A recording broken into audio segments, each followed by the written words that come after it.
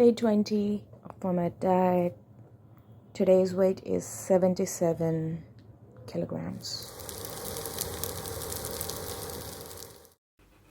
I boiled some spaghetti made out of durum wheat, which is low in glycemic index than all-purpose one. I stir-fried it with pre-cooked vegetables that I stored in fridge that I make once a week and basically assembled and ate. Day 21 on my diet. Today's weight is 76.6.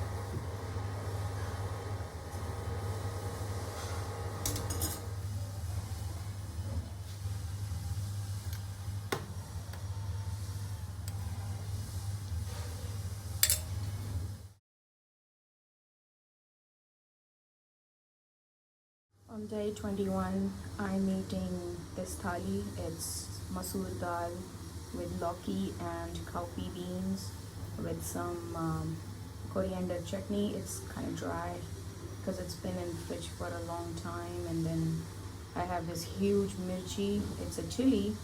It's not really spicy, if anyone's thinking like that.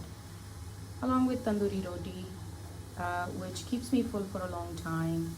This is just an assemble and eat meal today, which is what I'm doing these days, that I assemble and eat.